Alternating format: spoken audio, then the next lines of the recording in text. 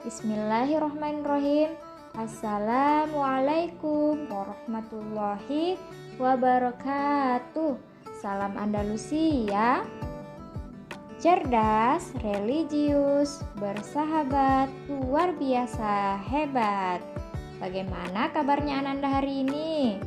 Alhamdulillah, cinta Allah, cinta Rasul, cinta Al-Quran, bahagia. Alhamdulillah, semoga Ananda sehat walafiat. Dan hari ini kembali belajar bersama Bunda Yani pada pelajaran tematik kelas 2, tema 6 atau 2F, merawat hewan dan tumbuhan. Subtema 2, merawat hewan di sekitarku, muatan pelajaran pendidikan kewarganegaraan dan bahasa Indonesia. Nah, semoga Ananda hari ini semangat belajar agar belajarnya diridhoi dan dirahmati oleh Allah. Silakan berdoa terlebih dahulu.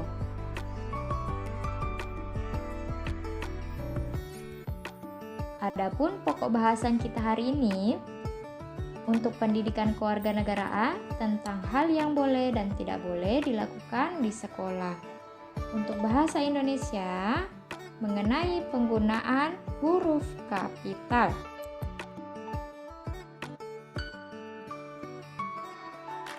1. Pendidikan kewarganegaraan, hal yang boleh dan tidak boleh dilakukan di sekolah. Halaman 35. Ayo mengamati. Setelah memandikan kucing, Nina bersiap ke rumah Deli. Nina dan Deli akan mengerjakan tugas sekolah bersama. Mengerjakan tugas dengan baik adalah contoh sikap patuh kepada tata tertib sekolah. Apa contoh sikap patuh kepada tata tertib lainnya? Mari kita bahas bersama. Halaman 36. Sikap tertib di sekolah. Antara lain, menyimak penjelasan guru. Dengan menyimak penjelasan guru dengan sungguh-sungguh, maka kita dapat memahami pelajaran. Yang kedua, berdiskusi dengan tertib. Melakukan diskusi dengan tertib, maka dapat menciptakan kenyamanan saat belajar.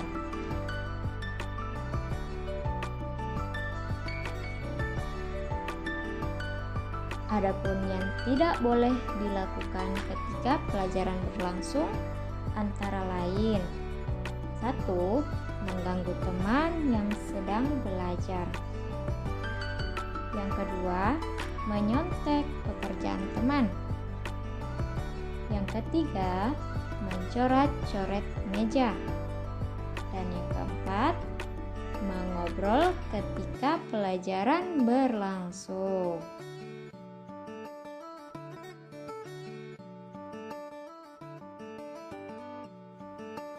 Halaman 48, pembelajaran 5. Jam istirahat telah tiba.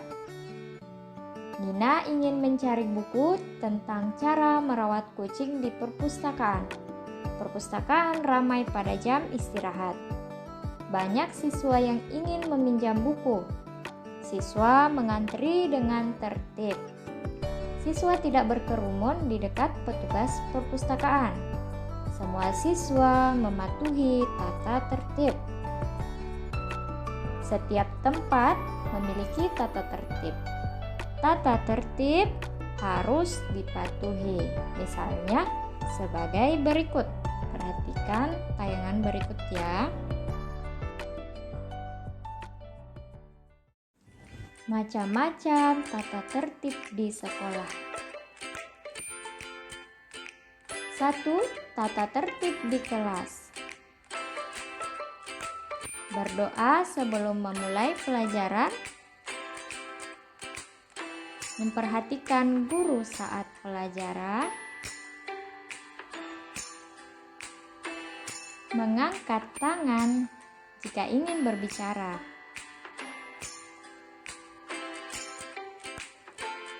Menjawab pertanyaan guru dengan sopan.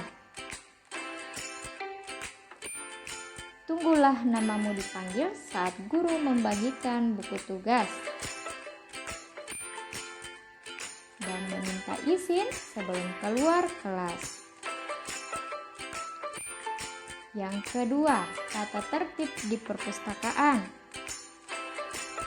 Membaca buku dengan tenang. Menyimpan buku kembali setelah dibaca.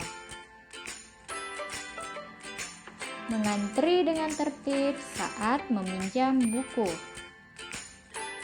Melapor kepada petugas jika ingin meminjam buku. Yang ketiga, tata tertib di toilet. Mengantri ketika ingin menggunakan toilet. Menyiram toilet setelah digunakan. Membuang sampah di tempat sampah. Mematikan keran setelah digunakan. Yang keempat, tata tertib di kantin. Mengantri ketika memesan makanan, membuang sampah di tempat sampah, dan menjaga kenyamanan di kantin.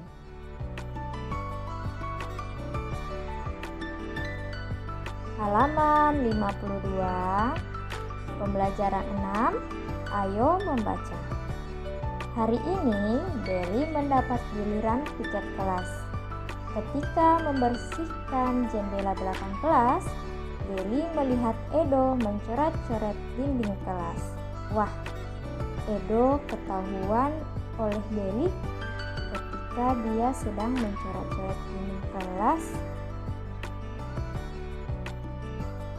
Kemudian Deli berkata kepada Edo, "Edo, mengapa kamu mencoret-coret dinding?" Kemudian Edo menjawab, "Aku ingin menggambar hewan, Deli." "Kalau kamu suka menggambar, berlatihlah menggambar di buku gambar, Edo." "Menggambar di dinding lebih seru, Deli."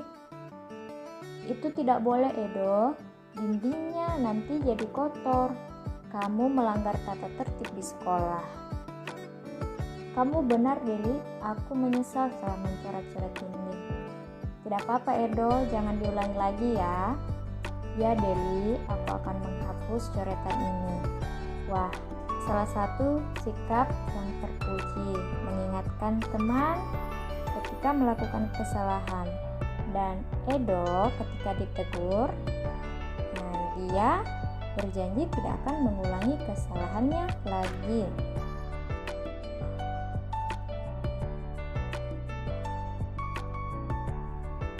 Halaman 53 yang tidak boleh dilakukan. Mencoret-coret dinding adalah perbuatan melanggar tata tertib seperti yang dilakukan tadi Edo sebelumnya ya.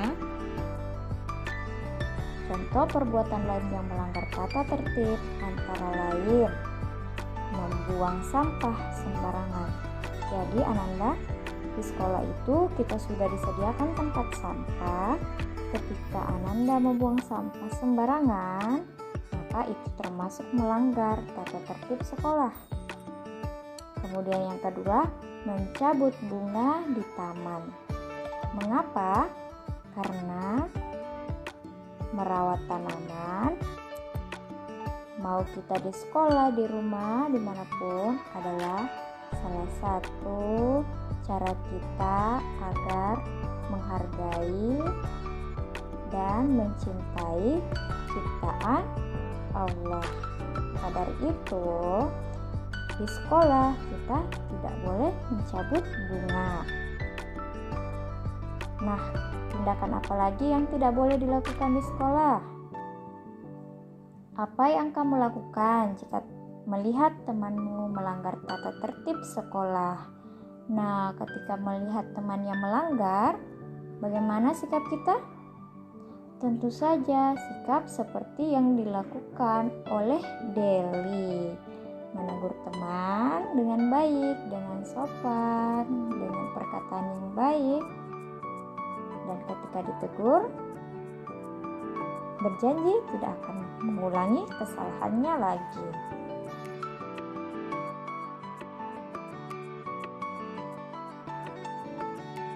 Dua, bahasa Indonesia, penggunaan huruf kapital.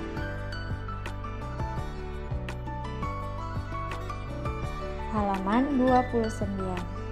Ayo kita membaca bacaan tentang kucing. Kucing biasanya dipelihara manusia. Kucing dipelihara sebagai hewan kesayangan. Kucing harus dirawat dengan baik. Berilah makanan yang tepat, misalnya ikan dan susu. Rawatlah kebersihan tubuhnya. Bersihkan gigi, telinga, dan kukunya. Kucing tidak perlu dimandikan setiap hari. Jika rambutnya mulai kotor dan berbau, mandikan dengan air hangat. Sikat rambut kucing secara teratur untuk menghilangkan rambut rontok dan kuman.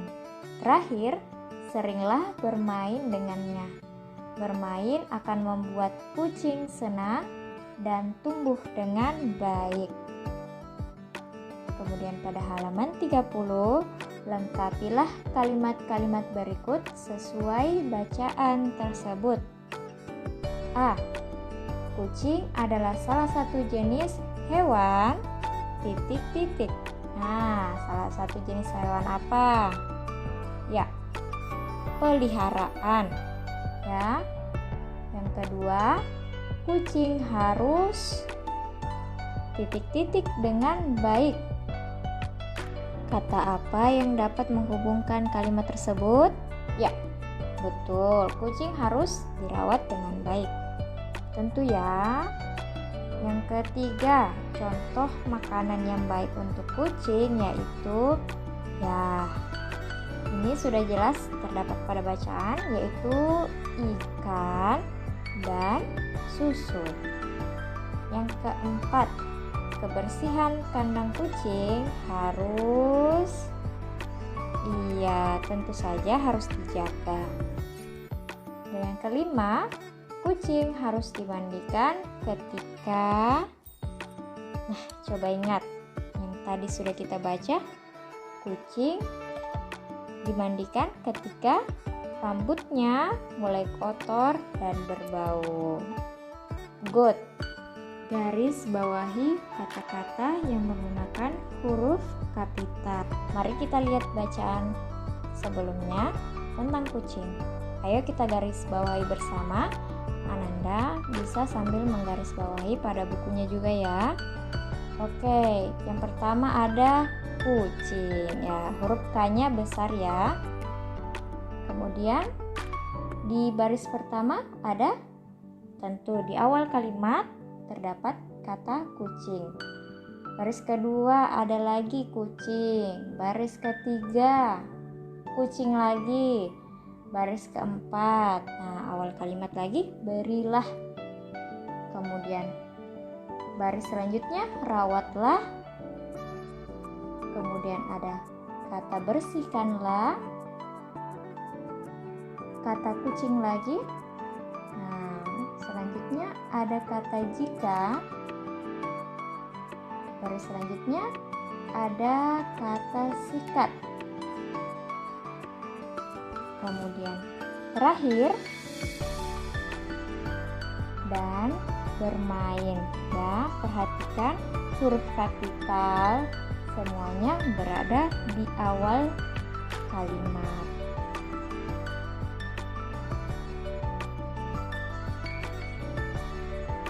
Halaman 35. Ayo membaca lagi. Nina selalu menjaga kucing peliharaannya. Nina memandikan kucingnya setiap 2 minggu sekali. Hari Minggu kemarin, Nina memandikan kucingnya.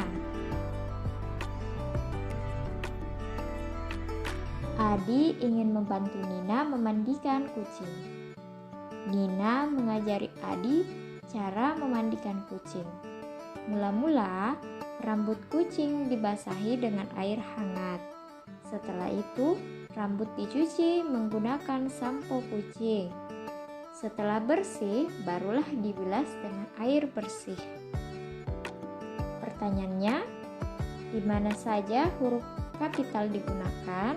Ayo kita belajar lagi mencari letak huruf kapital yang terdapat pada bacaan. Anandaku garis bawahi lagi di bukunya ya. Yang pertama ada pada awal kalimat, namanya Nina. Ini termasuk huruf N-nya huruf kapital. Kemudian baris berikutnya ada juga di awal kalimat Nina. Kemudian di baris ketiga ada awal kalimat hari, huruf kapital dengan huruf H besar. Di baris ketiga masih ada huruf kapital M, yaitu nama hari Minggu. Setelah itu masih ada nama Nina, huruf kapital N, meskipun dia berada di tengah kalimat, tetapi dia tetap harus menggunakan huruf kapital. Kemudian awal kalimat lagi ada nama Adi dan nama Nina. Baris berikutnya nama Nina huruf N besar dan nama Adi huruf A. Baris berikutnya ada kata mula-mula huruf kapital M, dan baris berikutnya ada kata setelah dengan menggunakan huruf S kapital, dan baris terakhir ada juga kata setelah menggunakan huruf kapital S. Kesimpulannya, huruf kapital digunakan pada awal kalimat, kemudian pada nama hari. Ya, ada tadi hari Minggu, dia di tengah kalimat. Kemudian pada nama orang. Ada tadi nama Nina, nama Adi, meskipun berada di tengah kalimat, dia tetap harus menggunakan huruf kapital.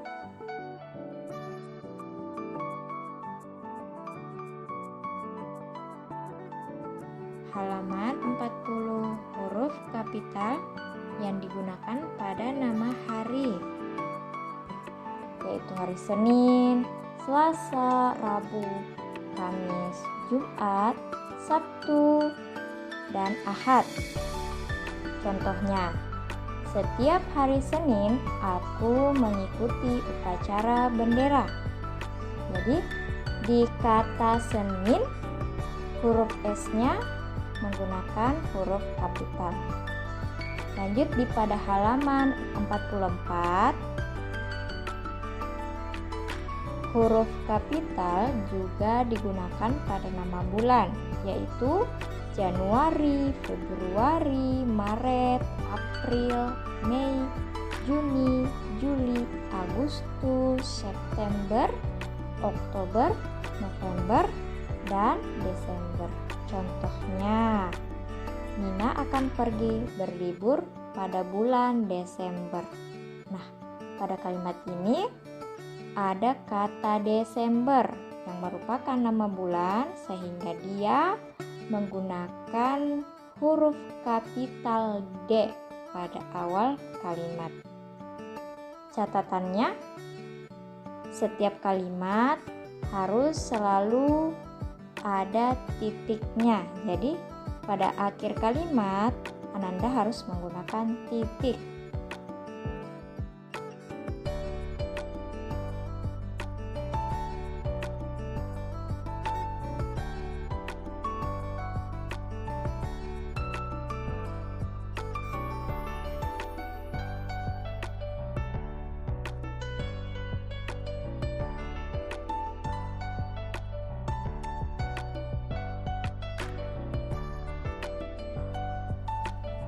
Anandaku,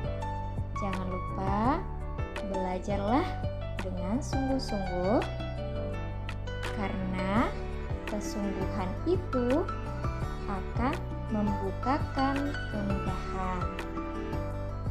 Untuk latihan di rumah, silakan Anandaku pelajaran PKN halaman 38 nomor 2 bagian A dan F. Kemudian untuk bahasa Indonesia halaman 46 nomor 2 bagian A dan C. Catatannya jangan lupa ditulis pada buku tegak bersambung. Semoga sukses.